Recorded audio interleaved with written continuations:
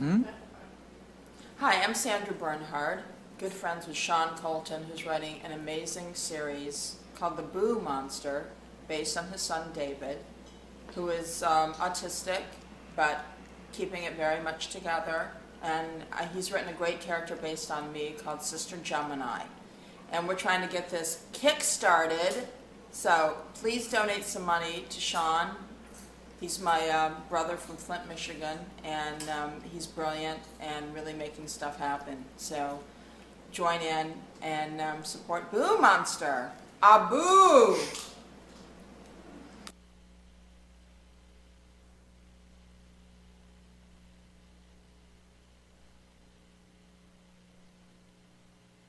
Hi, I'm Jane Monheit, a musician, and over the last year or so, through the magic of Twitter, I've been lucky enough to become friends with a very interesting and special person named Sean Colton. Now, I'm here speaking for Sean's Kickstarter campaign because I think his idea is a really beautiful one. Sean is a parent, as am I, so we have a lot in common, but things are a little bit different for Sean because his son David has autism. Now, Sean is writing a book called Legends of the Boo Monster, as David is affectionately called, to sort of help other parents and kids and really anyone understand their relationship and autism and how it affects it in a different way. It's a fantasy novel. It's a beautiful magical ride, and this I know because I've been able to read some of the chapters as they've been written. It's just the loveliest story, and the thing is what it's really about is the love between a father and a son, and how no matter what makes us different from each other as people, that love always stays the same. So I really highly encourage you to support Sean's campaign to get this beautiful thing done, and to quote the Boo Monster himself, a boo!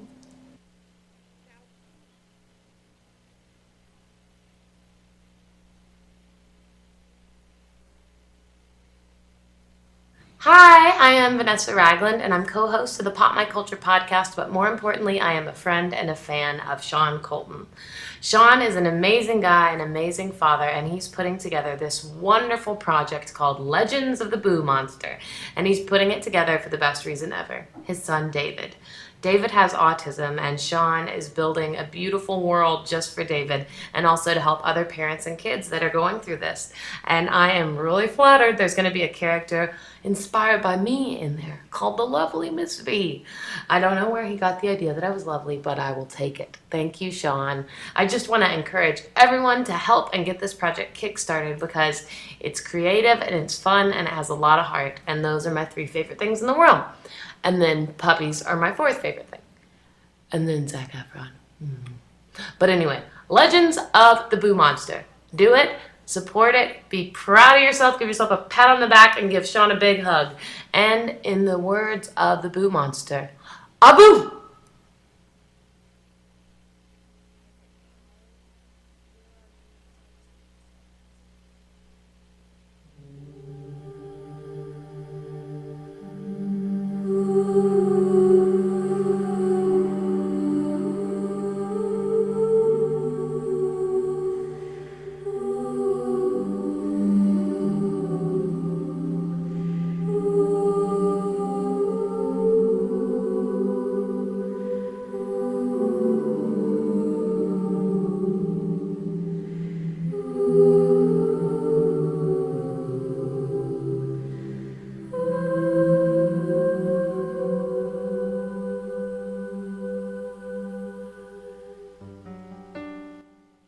Welcome back to Autism Live. We were just watching a video from Kickstarter for the book Legends of the Boo Monster. We're joined right now by Sean Colton, who is the author of this book. He is a daddy blogger. Sean, thank you so much for joining us today.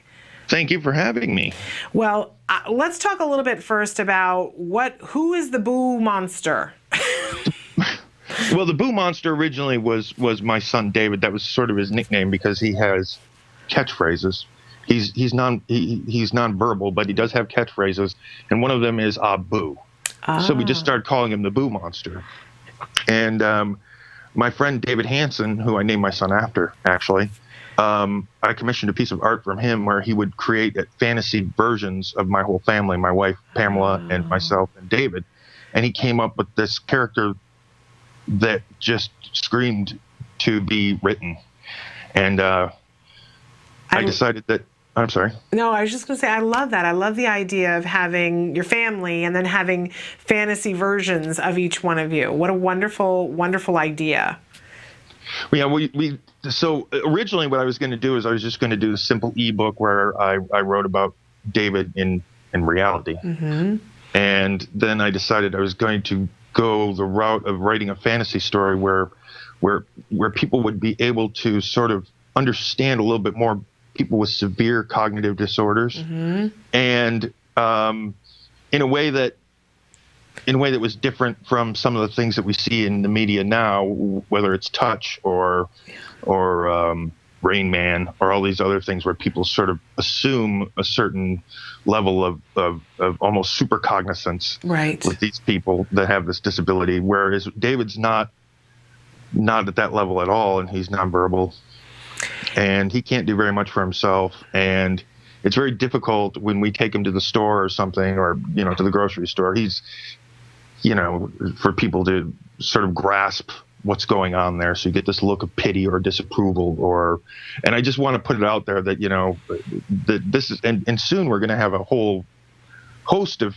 adults with these disorders. And I don't think people quite are ready for that yet. So I'm trying to do something that's sort of a little different, sort of make people understand, severe cognitive disorders. So, well, I gotta say, I always say on the show, I have never met an autism parent that I haven't liked, and you're just further proof of that, because I think of what you have gone through, and I have your son is 9, my son is 9, and our paths have been vastly different because our kids always are. Right. I know how difficult it was for me, and I can only imagine how difficult it has been for you. And I look at what you have accomplished, and I just think it's incredible. There are so many people who could have a child with a diagnosis, and you're talking about being 9 years old and it's still difficult to go to the grocery store. And the fact that you are doing things and creating a world that's better for him and trying to help other people to understand as a way to prepare the world for him and other people like him, it's just amazing. It's really quite breathtaking. And I have to say, congratulations, because that's incredible. You know what I mean? I mean, are you aware of the fact that you're doing something really, really awesome? I think that what happened is when I started doing the daddy blog thing, and what I tried to get across to people is that this is not some sort of nightmare. That when originally David was diagnosed, I went through a period of denial and fear.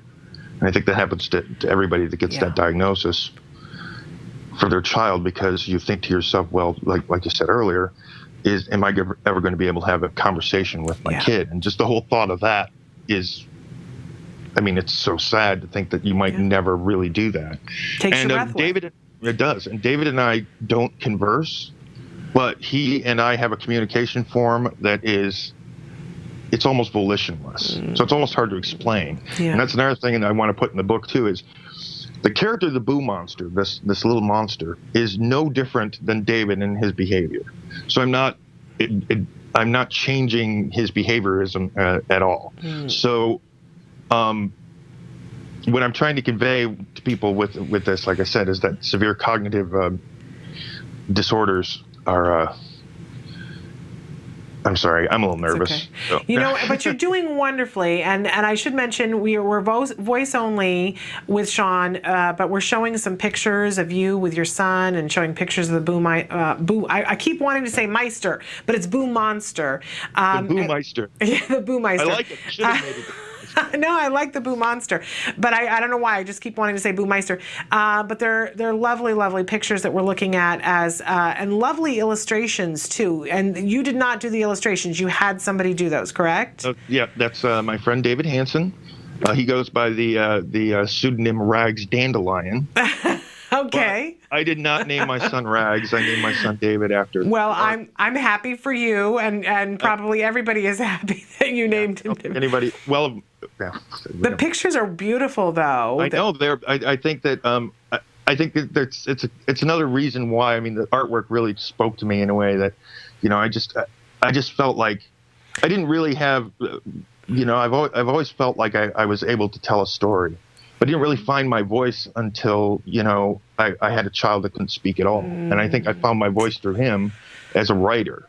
So when I was writing the blog, I realized that, I'd finally gotten this sort of weird niche going where it was like he was really I was just channeling him in a way.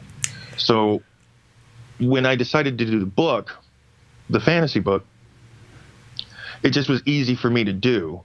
And I do it in the first person from the father monster's perspective, because you can't really explain. I don't think you can do it in a story, a typical storytelling fashion, explain sort of the behaviors of somebody like David, or the Boo Monster for that matter. So. Well, and so the book, The Legends of the Boo Monster, you go back and forth between the fantasy world and the reality. Is that the case?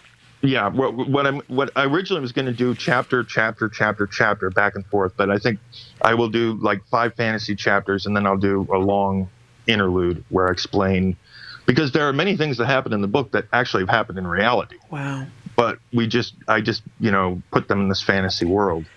There's one particular story where I took David to the playground, and another little boy came up to me, and he tried to help David do things, and I was really impressed by that, because so often you see kids, they're so afraid of somebody with that different from them. Yeah. And he asked me, he said, "Is his brain broken?" And I said, "No, it just works differently." Right. And he asked me if we could, if there was something they could do to change his brain, like put a new brain in him. I said, "Well, even if they could do that, he wouldn't be my son anymore. I didn't miss my son." Right. And I mean, I'm talking to this little kid, and this kid is actually making me, weepy almost, because it's just like, you have a kid with a severe disability, you still want that kid. That kid is still yours, and you love him no matter what. And I think that really is the heart of the story. And I mean, there's a big, huge, epic thing going on, but I never stray away from the fact that this is a story about a father who's trying to protect his son and love his son and accept his son for who he is, and try to get other people to do the same. And I mean, I'm walking a fine line here, because you want to do something that's both entertaining, but you don't want to go off message when you're trying to do something like this. So. Sure. But I got to tell you, you're quite the wordsmith. You've reduced me to a puddle just saying that I didn't find my voice until I had a child who didn't have a voice. You're killing me here. Yeah, I'm literally the voice of the voiceless. You hear that so many times, and it's like, yeah. In political strata. But, yes. Let's back up a little bit and talk about your journey. And is David your only child, or do you have more children? No, David is my only child. Okay, and He's so my first. And how wonderful.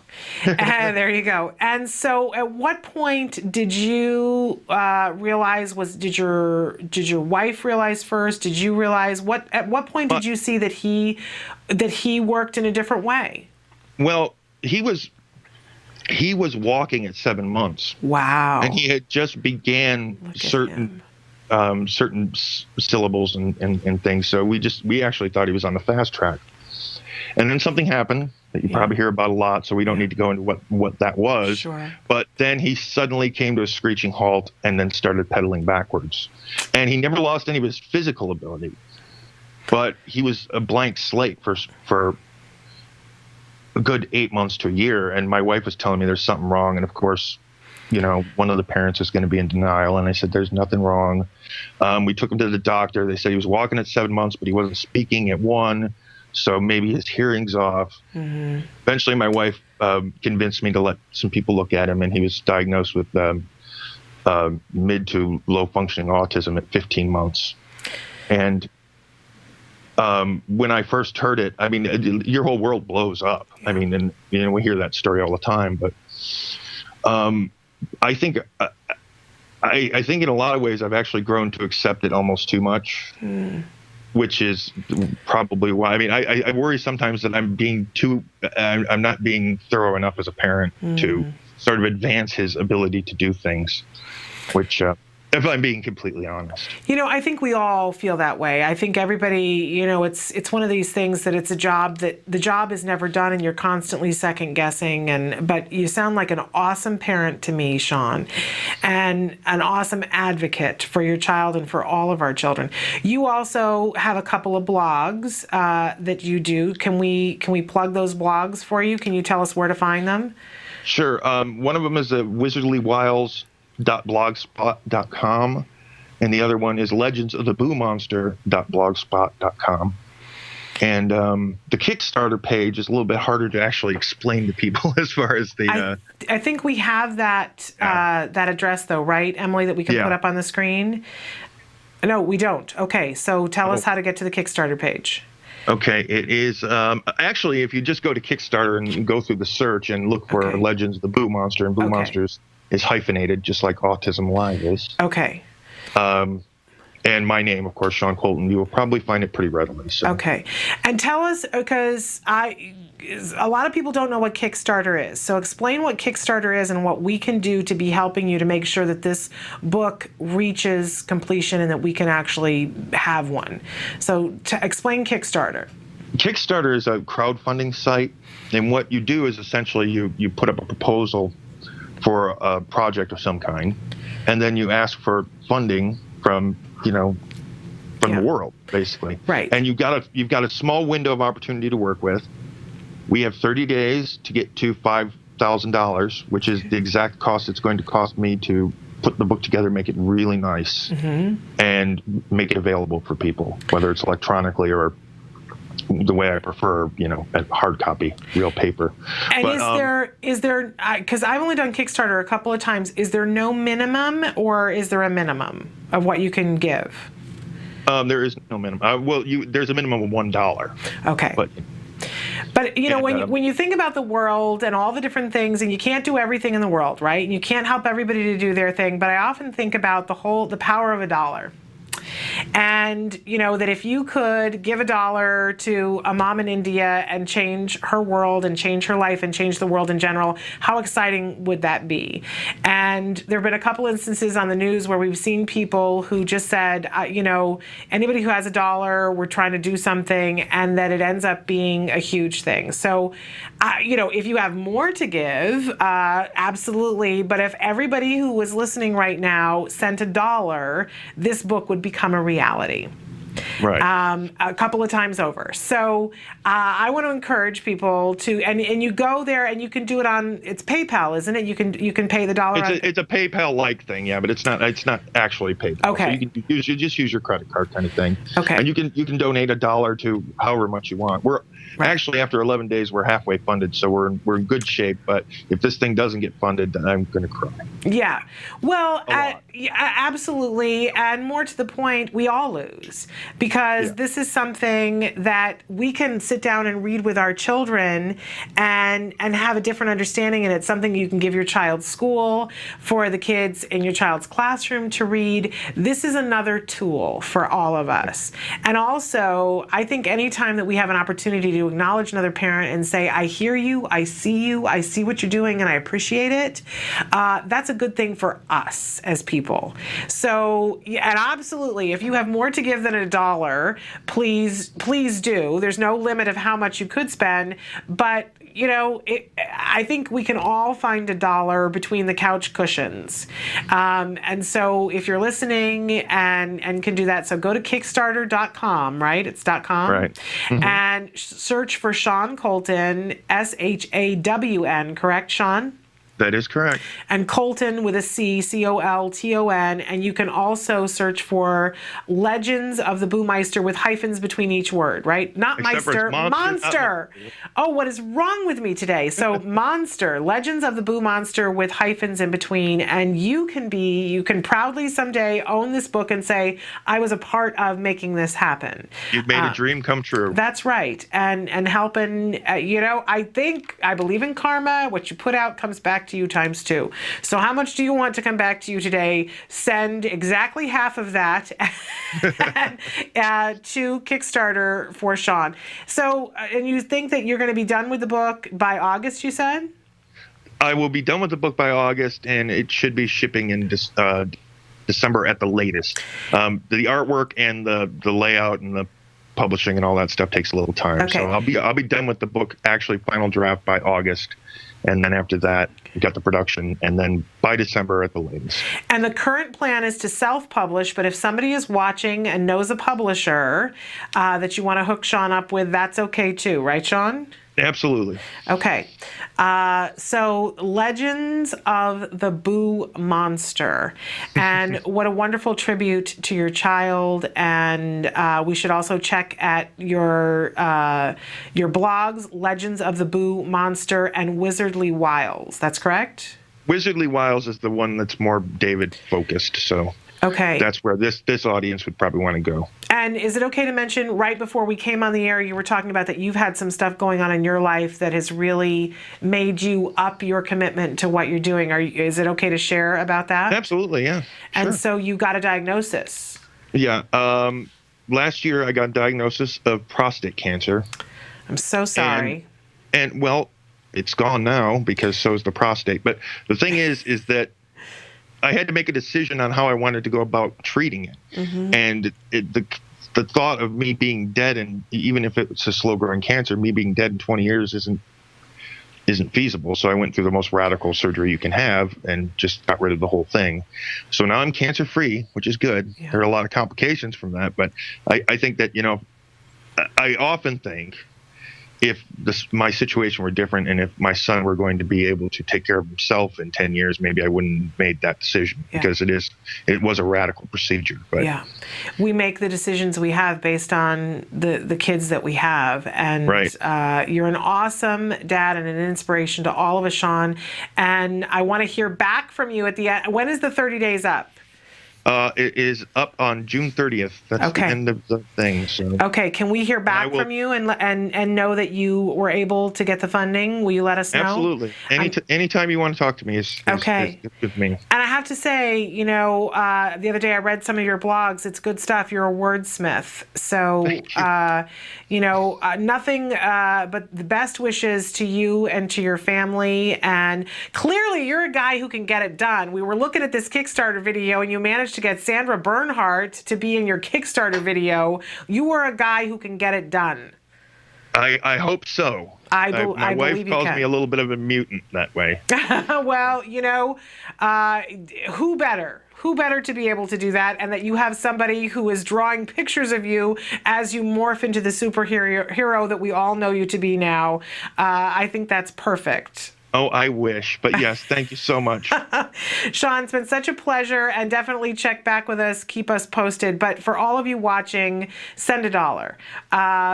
Find it between the couch cushions and send $1 so that this book can become a reality. And I do believe in the law of karma. It will come back to you ×2. And if you have more to send than $1, how much better is that? Sean, we wish you nothing but the best, and we'll check back with you.